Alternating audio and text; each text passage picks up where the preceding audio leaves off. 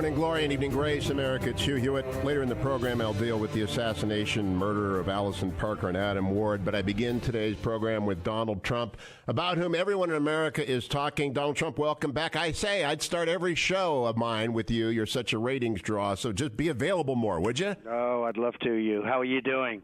I'm great. Now, I want to get to the Jorge Ramos thing in a moment. I want to ask you first, though, because of a story this afternoon in the Huffington Post. You've said, you wouldn't run third party if the GOP treated you fairly. Are they treating you fairly so far? Well, I didn't see any story in the Huffington Post. I don't know what story that is. What story is that? It quotes Michael Cohen saying that, asked specifically if Trump would be making a formal announcement that he would pledge not to run third party, Cohen replied, "Only Mr. Trump can sign that oath, and when he does, you can rest assured he will live by it." And Mr. Cohen indicated you'd pretty much been happy with the way the GOP had been treating you. They have been treating me fairly, I think very fairly. And, maybe it's you see the kind of polls that are coming out. They've been so terrific and so high and so wonderful. The one that just came out in New Hampshire, Public Policy, I guess it's 35%, and way in the lead, and all of them. And so I'm very honored by that. And I will say that the RNC and the Republican Party, I think I've been treated very fairly over the last period of time, yes. So are you ruling out a third party run? Well, it's not something I'd want to do, and at some point I'll, actually totally commit. I didn't think it was appropriate to commit during the debate because it wasn't, I was a little surprised by the fact that they even asked me at the debate, but that was okay. But at some point, look, I want to run. I'm leading in the polls by a lot. I want to run as a Republican. I want to get the nomination, and then I want to beat the Democrats, and I think that's our best chance for victory. I think we will win. And we have to energize because, last time, sadly, a lot of people did not get out and vote. And I still, to this day, don't understand it. But a lot of the Republicans and a lot of conservatives just never got up to vote.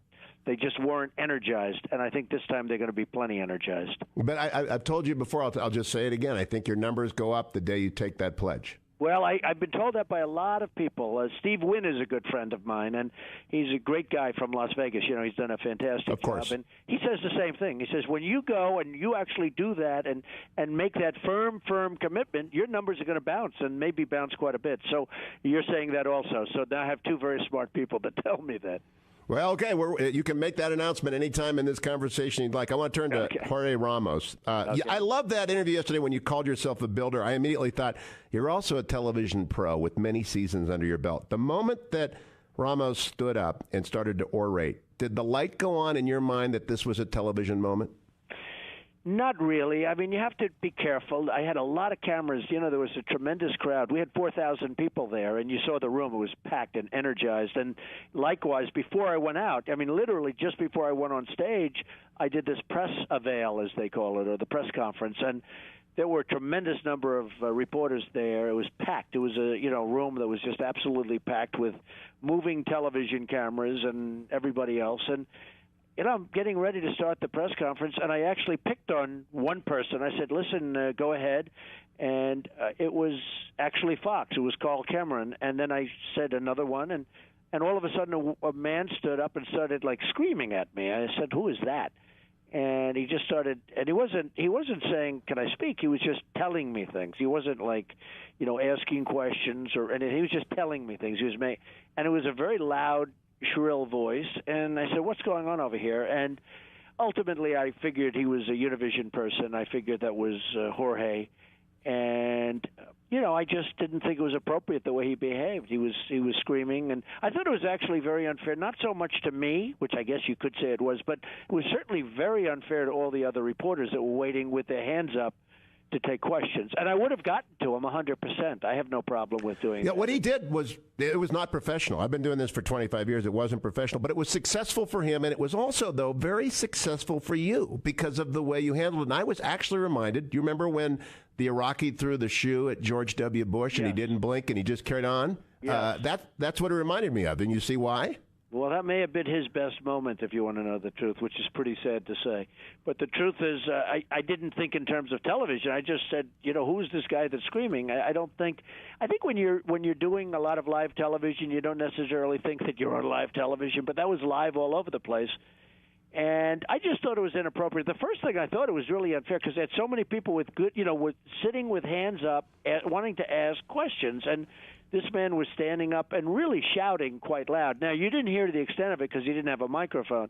Had he had a microphone on, and you still heard him because he was shouting so loud, but if he had a microphone, he would have blasted everybody out of the room. So it worked out fine, and it probably was good for him. And actually, at the end, by the time we finished, I mean, I didn't think he was such a bad guy. I'm glad I invited him back because I think maybe I would have been criticized if I didn't invite him back, with some people, the concept of getting him out, which people didn't mind, but I think they wanted him back. So it was an interesting evening.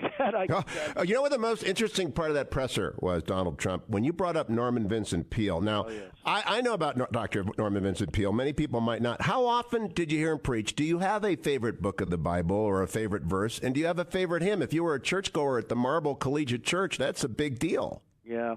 Well, I was, and I just loved Norman Vincent Peale. He would talk, and we go to church, and you go to church, and as good as we are, sometimes you can leave church and you're not so upset. I used to love his sermons. I used to love he would speak, and he'd bring things from the Bible.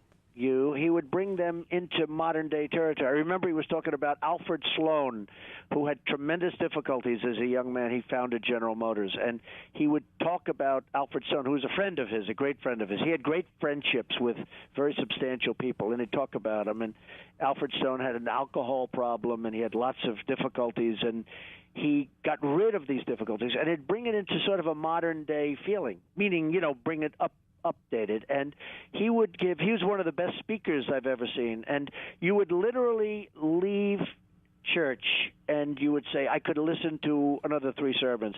I was there when he made his last sermon, and it was very sad because he became, he was very old, and he was almost unable to finish the sermon. He was clutching, the podium, and he was reading and he was clutching, and he said, I can't go on any further. I was there in that room. The amazing thing about Norman Vincent Peale, when some churches were empty, his church always had overfill areas. Maybe that's Did he leave you? That I always have overfill areas, but he would always have. They had rooms throughout the church, Marble Collegiate Church, where they'd have like cameras that have closed circuit televisions, and if you didn't get there early, you wouldn't be able to sit in a fairly large church. You'd have to sit in one of the rooms, one of the conference rooms where they had the closed circuit. But he was a fantastic speaker, a wonderful speaker. And given that you had this great preacher all those years, and your mom was a Scots emigre, I learned. Did you get your Reformed roots from her? I would say maybe. I mean, she was religious. And my father was religious. I was actually Presbyterian, which is interesting. My first church was First Presbyterian Church in Jamaica, which is in Queens, and because I didn't join Marble Collegiate until much later. And that wasn't Presbyterian, but it was just a church that I liked, Reformed, and I liked him. But I was actually Presbyterian, and then I came into Manhattan, and I joined Marble Collegiate. So what was your mother like? Well, she was from Scotland, and she came over at 19, met my father. They were married for, I guess, about 65 years. They had a great marriage. She was a terrific woman. She was a very beautiful woman, they tell me. As a young man, they said she was like a real beauty, a great beauty. And my father was a builder in Brooklyn and Queens. He would, build houses, and they met, and she never went back to Scotland. Now, she would go back to Scotland every year. She loved Scotland, but she never officially went back because she married my father, and they had 5 children. But she was the religious one. It was a terrific marriage, actually. What I'm trying to get is, if she's the religious one, do you think today the Gospels have any role in shaping public policy? You said you're doing very well with the evangelicals.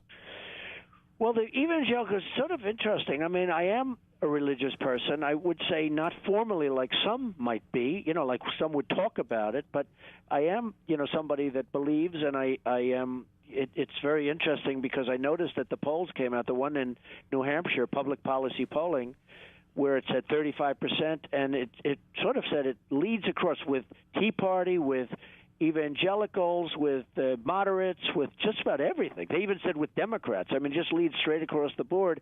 And I think a lot of people were surprised. They thought it would be very conservative, and which I lead big in the very conservative, but I lead straight across. And one of the things that made me very happy was that I actually lead, and you've seen this even in Iowa, where I lead with evangelicals. And I was so happy to see that because Do you think they expect you to? But I don't think people see that as me. But do you think the Gospels have some way of informing your public policy choices, or is that just a different category? I don't know. I think that maybe so, down deep, maybe they do. I think what's happening in the country where it just seems that, the word Christmas is being taken out. I see these stores like Macy's and so many other, they're afraid to use the word Christmas now. Maybe they can't use it legally. What's going on is outrageous, and I would I will do things about it. You're going to have to go through court systems. That's the problem. I mean, you have to go through actually courts now to use names that you should be able to use automatically. But the whole thing is changing you so much toward religion and what you can say and what you can't say and what you can put up in a beautiful public area where for years you'd have the manger and you'd have Mary and Jesus, and now you're not allowed to do it. And well, now in Denver, it's terrible. I'm on the campus of Colorado Christian College today, and Denver, where we're close to, their city councils have said Chick-fil-A, maybe they can't build at the Denver International Airport because their founders are evangelical and have traditional marriage views. It's blatantly unconstitutional. Have you heard that story yet? I haven't heard it, but it doesn't surprise me. It's horrible. What's going on is horrible. I mean, you can't do anything having to do with really deep-seated, incredible beliefs that really, to a large extent, made our country great. The beliefs and the Bible had a lot to do with our country, and a week doesn't go by where there's not some negative ruling on something having to do with Christianity. It's getting. I think it's outrageous. And all right, let me get a couple of. I'll be fighting on the other side much stronger than anybody else that you have up there fighting, because I think it's really outrageous. Let me talk about two big issues, tough ones. I always ask you tough but fair questions. China has gotten very erratic. Their markets are strange behavior. Do you think that South Korea and Japan ought to consider going nuclear to match their erratic neighbor? Well, they have a very erratic neighbor, and, the whole concept of us protecting Japan was so they didn't arm again, because we had a little problem with them, as you remember. And that wasn't a good situation. But, there's got to be a point where we cannot protect everybody. We're protecting everybody. I talked about it last night in my speech from Iowa. It was such an amazing group of people. And, we're protecting Germany. We're protecting Japan. We're protecting South Korea. I just bought 4,000 television sets on a big project I built. And 4,000, and they all come. Every bidder is from South Korea. They're making a fortune, and yet we have 28,000 soldiers at the border. Well, should they go north? Should they build their own nuclear weapons in South Korea? Well, I don't know. It's a question. The problem is you're going to have all of a sudden you're going to have everybody having nuclear weapons, and that's a scary prospect also. But in the meantime, you have North Korea that obviously has them. I don't know if they know how to use them yet, because every time you see a rocket go up, it comes crashing to the ground. But, that's the easy part. I mean, in theory, that's the easy part. So it's a pretty frightening prospect. I do say this. At some point, we can't be the policeman of the world. We have to rebuild our own country. We have to rebuild our bridges and our highways and our roads and our schools and our airports. And how much longer can we be doing this? If you noticed with South Korea, North Korea started rearing its head a couple of days ago. And we all of a sudden we're engaged and we're getting ready, and we don't get anything for this. At what point, and they're wealthy. The reason I tell about the 4,000 television, they make a fortune in trade against us. You understand? Well, that's earlier this week, Scott Walker said the president should cancel the state visit from President Xi. And do you agree with that suggestion, by the way? No, I don't think you should cancel it. I think you should negotiate better deals. Our trade pacts with China are horrible. And, if you want to do – I have a friend who's a big trader and a big manufacturer. He can't get his goods into China. And when he does get them in, they charge him a big tax. Well, people don't know those stories. If you sell trucks in China, they charge you taxes to get them in. People don't understand. It's a one-way street. Okay, you wouldn't cancel it. Last question, because I would not. Yeah, I would not. I would not. I'd negotiate. I'd say, listen, it's over. Will you negotiate on my behalf with Hope? Because I need a negotiator with Hope, because she keeps me to 15 minutes with you, and I could use like 2 hours. Don't worry about it. Don't worry about it. Here's my tough question. In tough times, republics turn to tough men. It's happened throughout history. Caesar, Napoleon.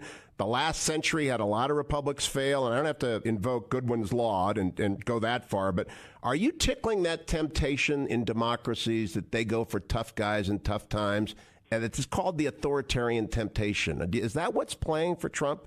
Well, I think we've had very weak people. I think we have very weak people even running. I look at some of the people that are running, and I think they're not strong people, and they're good people. I'm not saying they're not good people. I think it is time to have tough, smart people. If you look at China, if you look at some of these countries that are just eating our lunch, they have tough, smart people. It's time that we have tough, smart people, because we're not going to be able to go much longer the way we're going right now. We owe $18 trillion. By the way, that $18 trillion is going to be about $21 trillion very quickly. You know, it's going to build right now from this point very, very rapidly. We're not doing well, that I can tell you. When people say Trump will be an authoritarian once he gets power, he won't give it back, what's the response going to be? Well, no, I just want to make the country great again. I'm not looking to do this. I have a wonderful life. People say, why are you even doing it? I love my life. I love what I've done. I built a great company, but I want to make this country great again. I owe a lot to this country, and I want to make it great again. And we can do it, and honestly, it cannot continue to go like this. Otherwise, there'll be a point at which you can't bring it back, Hugh. But you'll play by the rules if you win. 100%. 100%. The Constitution. I mean, the Constitution. You wouldn't. Executive orders. Obama doesn't play. I mean, he goes out. Exactly. He signs his executive orders all over the place because he doesn't want to meet with people and try and convince them to do what the right thing to do is. No, he's not playing by the rules. No, I do play by the rules. I will play by the rules too. Donald Trump, it is always a pleasure. Come back. You tell Hope I'm not perfect, but I'm the best when it comes to this stuff. You did a good job. I didn't even know you had the 15. You could have had 3 15s if you wanted. Oh my gosh, I'm a terrible negotiator for myself. I'll keep going if you want, but I promised Hope, so I'm letting you go. You'll do better the next time then. And thanks a lot, Hugh. Come back early and often. Very good. Thank you very much. Bye.